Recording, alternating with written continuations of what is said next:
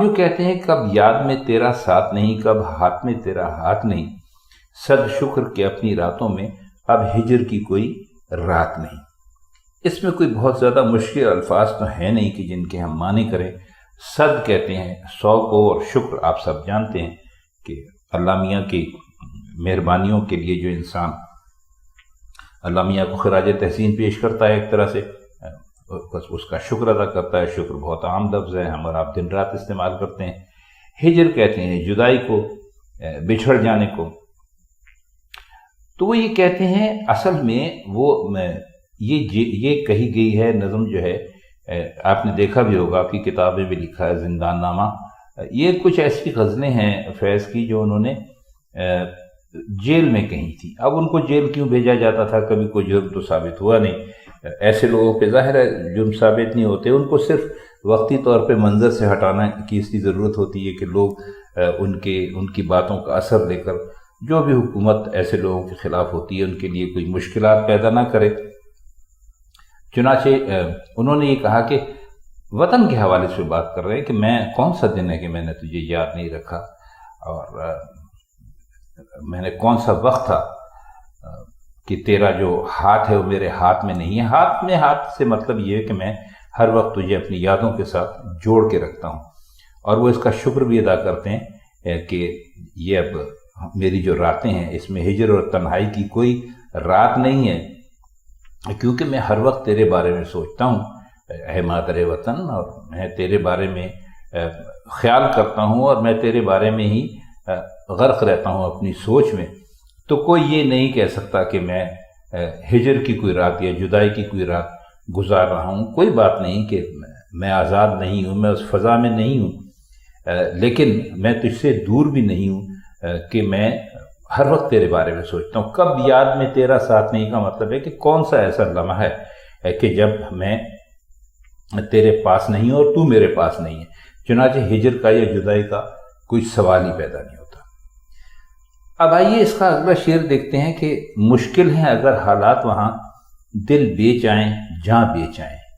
دل والو کوچہ جانا میں کیا ایسے بھی حالات نہیں۔ حالات مشکل ہونا آپ بہت اچھی طرح جانتے ہیں، وہ کوئی ایسی جگہ جہاں پر زندگی گزارنا بہت مشکل ہو جائے،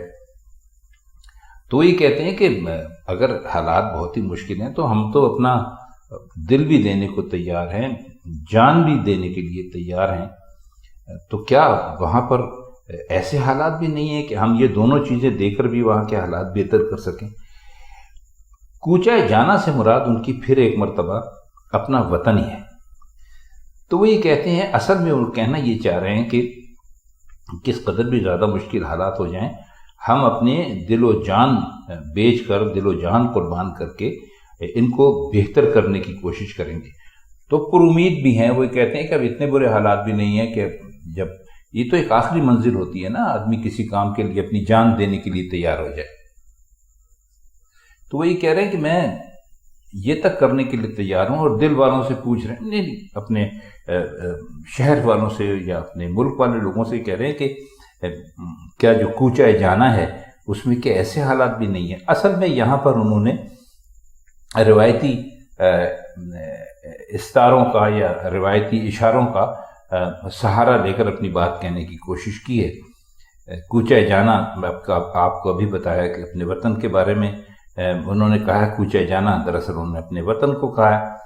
تو وہی کہتے ہیں کہ اتنے مشکل حالات تو نہیں ہو سکتے، یعنی ایک پر امیدی کی بات ہے کہ اتنے مشکل حالات تو نہیں ہو سکتے کہیں پر بھی، کہ اگر ہم اپنا دل دے دیں، اپنی جان دے دیں۔ اور یہ اصل میں وہ باتیں ہیں دل اور جان دینے والی جو روایتی شاعری میں ہمیں بہت ملتی ہیں۔ روایتی شعراء جتنے بھی ہیں وہ اپنے محبوب کو کوئی دل دے رہا ہوتا ہے، کوئی جان دے رہا ہوتا ہے، یعنی وہ ایک طرح سے منزل آخر پر پہنچے ہوئے ہوتے ہیں قربانی کی۔ تو انہوں نے اس وقت یہاں پر جو دو الفاظ استعمال کیے ہیں، دل اور جان کو بیچ دینا، یعنی اپنے آپ کو ختم کر دینا، وہ دراصل یہی کہنے کی کوشش کر رہے ہیں۔ اور وہ کہتے ہیں کہ مجھے پوری امید ہے کہ اب ایسے بھی حالات نہیں ہیں، ایسے خراب حالات تو نہیں ہو سکتے، تو کہ ہم اپنا دل اور اپنی جان دیں، اور پھر بھی جو مشکلات ہیں وہ ہم یعنی ان کا کوئی حل تلاش نہ کر سکیں۔ اب اگلا شعر ہے اس کا کہ جس دھج سے کوئی مقتل میں گیا وہ شان سلامت رہتی ہے، یہ جان تو آنی جانی ہے، اس جان کی تو کوئی بات نہیں۔ دھج کا مطلب ہوتا ہے شان، جیسے آگے بھی انہوں نے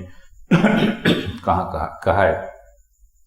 شان کو دھج کہہ لیجیے یا دھج کو شان کہہ لیجیے، تو وہ کہتے کہ اصل بات تو یہ ہے کہ جب کسی پر برا وقت آئے تو وہ گھبرائے نہ۔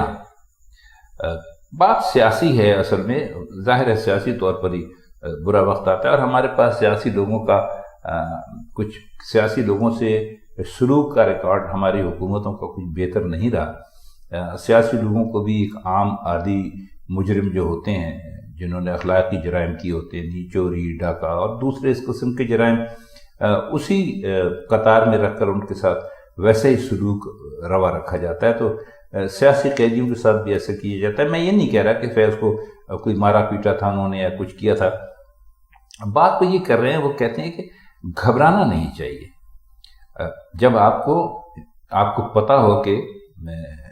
موت میرے سامنے کھڑی ہے، اصل میں پھر ایک مرتبہ یہی ایک ماضی پرستی ہے، یہ وہیں سے انہوں نے یہ مثال لی ہے کہ پرانے وقتوں میں ایسا ہوتا تھا کہ بادشاہ سلامت حکم دے دیتے کہ بھئی اس آدمی کی گردن اڑا دی جائے، تو وہ دو قسم کے لوگ ہوتے تھے، ایک تو وہ کہ وہ یہ سنتے ہی بے ہوش ہو جاتے تھے، رونے پیٹنے لگتے تھے، ہاتھ پیر جوڑنے لگتے تھے، اپنے آپ کو خوب ذلیل کرتے تھے، یہ جاننے کے باوجود بھی کہ بھئی ہماری جان بخشی ہوگی تو نہیں۔ تو وہ یہ کہتے ہیں کہ جو مقتل ہے، مقتل سے مراد ان کی جو ہے نا بہت ہی برے حالات ہیں، بعض اوقات حقیقتاً جیل بھی ہے جو کہ انہوں نے بہت عرصے تک کاٹی بھی مختلف وقتوں سے۔ اگر آپ فیض کی زندگی پڑھیں، اور آپ کو پڑھنا چاہیے کیونکہ یہ کورس کی کتابوں میں کسی شاعر کے 2-4 غزلیں پڑھ لینے سے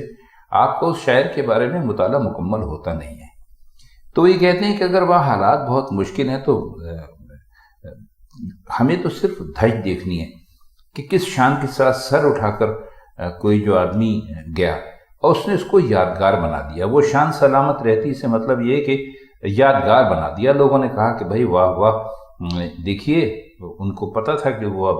چند لمحوں کے بعد موت کو گلے لگانے والے ہیں اور ان کو مار دیا جائے گا، لیکن وہ کس طرح سر اٹھا کر ایک شان کے ساتھ چل رہے تھے۔ تو وہ کہہ رہے ہیں کہ اگر آپ کسی مقصد کو حاصل کرنا چاہتے ہیں اور اس مقصد کو حاصل کرنے میں آپ کو اپنی جان تک کا خطرہ ہوتا ہے تو آپ کبھی بھی ظالم کے آگے سر نہ جھکائیں اور آپ اپنا سر اونچا کر کے، سر بلند کر کے چلے، کیونکہ جان تو آنی جانی ہے، مرنا تو ایک دن ہے، اس کی کوئی بات نہیں ہے۔ اصل بات وہ ہے کہ لوگ اس بات کو یاد رکھیں کہ آپ نے کس شان کے ساتھ موت کو قبول کیا تھا۔ تو سیاسی شعر ہے، بہت کھلا اور اپنے زمانے کی عکاسی کرتا ہے۔ اب آئیے اس کا اگلا شعر دیکھتے ہیں کہ میدان وفا دربار نہیں، یا نام و نسب کی پوچھ کہاں، عاشق تو کسی کا نام نہیں، کچھ عشق کسی کی ذات نہیں۔ اب دربار اصل میں یہ یہاں سے اب دیکھیے ہم لیتے ہیں اس بات کو اس طرح کہ پھر پرانے وقتوں میں تھوڑا سا ہمیں لوٹنا پڑے گا۔ وہ یہ کہتے ہیں کہ جیسے کسی بادشاہ کا دربار ہوتا ہے تو اس کے اندر کہا جاتا ہے کہ بھئی یہ کون صاحبزادے ہیں، کہ بھئی یہ فلاں امیر کے ہیں، ان کے باپ کے پاس 5000 گھوڑے ہیں، یہ فلاں جاگیردار کے بچے ہیں، ان کے پاس 10,000 ملازمین ہیں، اور اس طرح کی باتیں کر کے، اور یہ بہت نام والے ہیں، ان کے دادا جو تھے وہ فلاں جگہ کے فاتح تھے اور فلاں، تو بادشاہ سلامت بھی خوش ہوتے ہیں کہ ہمارے دربار میں بھائی بہت ہی نام اور نسب والے لوگ ہیں، نسب یعنی نسل والے لوگ ہیں۔ تو وہ یہ کہتے ہیں کہ یہ وہاں تو ہو سکتا ہے سب، لیکن یہ جو وفا کا میدان ہے، یعنی جب آپ کسی سے عشق کرتے ہیں اور اس کے لیے اپنی جان تک دینے کے لیے تیار ہو جاتے ہیں، یعنی وفا میں، تو وہ کہتے ہیں یہ کوئی دربار نہیں ہے کہ یہاں پر نام پوچھا جائے اور حسب نسب پوچھا جائے اور اس کے بعد پھر عزت کی جائے۔ تو کہتے ہیں عاشق تو کوئی بھی ہو سکتا ہے، اور عشق جو ہے وہ کوئی ذات نہیں ہوتی۔ عشق ایک طرح کی اپنے محبوب کے لیے اپنی جان دے دینے کے لیے، اپنی وفا کا جو جذبہ ہے اس کو آخر تک پہنچا دینے کے لیے اس کا دوسرا نام ہے۔ تو اگر کوئی کہتا ہے کہ صاحب یہ جو عشق ہے یہ فلاں مخصوص لوگ کر سکتے ہیں، جیسے کہ فلاں مخصوص لوگ جو ہیں ان کا حسب نسب بہت اچھا ہوتا ہے تو وہ بادشاہ سلامت کی بہت اعلیٰ خدمت کر سکتے ہیں اور بہت اچھے عہدے حاصل کر سکتے ہیں، اور دربار میں ان کو ہمیشہ بہت اچھی کرسی مل سکتی ہے۔ تو وہ کہتے ہیں کہ یہ وہاں تو ہوتا ہوگا، لیکن یہ جو وفا کا جو دربار ہوتا ہے، وفا کا جو میدان ہوتا ہے، یعنی جب عشق کرنے کی بات آتی ہے اور وفا کرنے کی بات آتی ہے تو اس میں حسب اور نسب نہیں دیکھا جاتا ہے، اس میں کوئی خاندانی آپ کی وجاہت نہیں دیکھی جاتی، یا آپ کی شکل و صورت نہیں دیکھی جاتی، یا آپ کے بزرگوں کا کوئی حوالہ آپ کے کام نہیں آتا۔ یہ تو ایک کھلا میدان ہے اور اس میں کسی کا کوئی اجارہ نہیں ہے، اور عاشق تو کوئی بھی ہو سکتا ہے، اس کے لیے کوئی ضروری نہیں ہے عاشق کے لیے کہ جیسے کسی بڑے دربار میں اپنا نام یا اپنا اثر و رسوخ دکھا کر آپ کوئی اونچا عہدہ حاصل کر سکتے ہیں۔ وہ کہتے ہیں کہ وفا میں تو ایسا کچھ بھی نہیں ہے، اس میں تو نہ کوئی ذات کام آتی ہے نہ آپ کا حسب نسب کام آتا ہے، تو اس لیے عاشق کسی کا نام نہیں ہے، یہ عشق کسی کو بھی ہو سکتا ہے اور وفا کوئی بھی کر سکتا ہے، اس کے لیے آپ کو کسی حسب نسب کی ضرورت نہیں ہے، بس آپ کا جذبہ جو ہے عشق کا وہ سچا ہونا چاہیے۔ اب ہمارے سامنے اس غزل کا آخری شعر ہے کہ گر بازی عشق کی بازی ہے، جو چاہو لگا دو ڈر کیسا، گر جیت گئے تو کیا کہنا، ہارے بھی تو بازی مات نہیں۔ بازی آپ جانتے ہیں کیا ہوتا ہے، اس بہت کھلے معنوں میں آپ اسے شرط کہہ لیجئے۔ جیسے جوا کھیلتے وقت لوگ ہیں نا، تو وہ کہتے ہیں، فیض کہتے ہیں کہ اگر آپ عشق کر رہے ہیں اور سچے دل سے عشق کر رہے ہیں، اور یہ عشق کی جو بازی ہے اس میں آپ عموماً تو ہوتا ہے نا کہ لوگ جب جوا کھیل رہے ہوتے ہیں، عام لوگ پیسے ویسے جو لگاتے ہیں وہ ذرا ڈر ڈر کے کھیلتے ہیں، وہ ذرا محتاط ہوتے ہیں کہ بھئی ہار گئے تو کیا ہو جائے گا، یہ سارے پیسے ضائع ہو جائیں گے، لگائیں ہم یہ پیسے اس داؤ پر لگائیں یا نہ لگائیں۔ تو وہی کہتے ہیں کہ نہیں، یہ جو عشق کی بازی ہے نا، اگر تو انہوں نے شرط لگائی ہے کہ گر بازی عشق کی بازی ہے، شرط کے ساتھ کہہ رہے ہیں، مشروط کیا ہے اس بات کو، تو پھر آپ کے پاس جو کچھ بھی ہے آپ لگا دیں، عزت، مال، جان، کچھ بھی، کیونکہ اگر آپ جیت گئے تو پھر تو سبحان اللہ، بڑی اچھی بات ہے بھئی، آپ کو کئی گنا زیادہ مل جائے گا، اور اگر ہارے بھی تو بازی مات نہیں۔ مات کہتے ہیں شکست کو، تو وہ کہتے ہیں کہ ہار جانے کی صورت میں بھی آپ یہ نہ سمجھیں کہ آپ ہار جائیں گے۔ یہ بھی ظاہر ہے کہ جیسا ہم نے آپ سے شروع میں عرض کیا تھا کہ سیاسی شعر ہے، سیاسی وقت میں کہا گیا ہے، اور ان معروضی حالات میں یہ پوری غزل کی گئی ہے جس سے فیض گزر رہے تھے اور فیض کے ساتھی گزر رہے تھے، تو انہوں نے حوصلہ دینے کی کوشش کی ہے ان لوگوں کو جو لوگ حب وطن کے لیے سمجھتے ہیں کہ جی یہ جو نظام اس وقت چل رہا ہے یہ درست نہیں ہے، اس نظام کو تبدیل ہونا چاہیے، اور ان کو قید و بند کی صحبتیں اور اس قسم کی چیزوں سے واسطہ پڑتا ہے۔ تو وہی کہتے ہیں کہ اگر عشق کی بازی ہے، یعنی آپ کسی مقصد کے لیے چل رہے ہیں، تو پھر آپ کو نہیں ڈرنا چاہیے، آپ اپنے مقصد پر اگر مضبوطی سے کھڑے ہوئے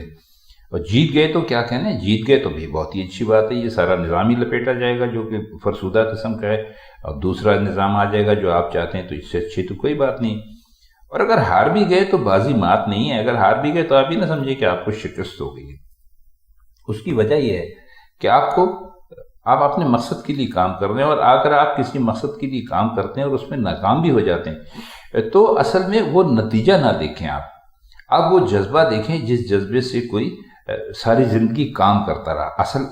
اصل بات وہی ہے، اصل بات وہی جذبہ ہے۔ تو وہ یہ کہتے ہیں کہ اگر عشق کی بازی ہے، نہیں، اگر آپ کسی مقصد کے لیے کام کر رہے ہیں تو آپ بے دھڑک ہو کر کام کریں، اگر جیت گئے، آپ کا مقصد پورا ہو گیا تو بہت اچھی بات ہے۔ ہارے بھی تو بازی مات نہیں، اس لیے کہ آپ اگر ہار بھی گئے تو آپ سچ کے راستے پر چل رہے تھے، آپ چلتے رہے، کیا ہوا اگر آپ ناکام ہو گئے؟ اس میں آپ نے راستہ تو تبدیل نہیں کیا نا، آپ ابن الوقت نہیں بنے، آپ نے یہ نہیں سوچا کہ بھئی یہ جو حق اور سچ کا راستہ ہے اس میں تو بڑی تکلیف ہے، بھائی میں تو اس کو چھوڑتا ہوں، میں دوسرے راستے پر جا رہا ہوں۔ کہتے ہیں نہیں، آپ ایسا نہ کریں، آپ اسی راستے پہ چلتے رہیں،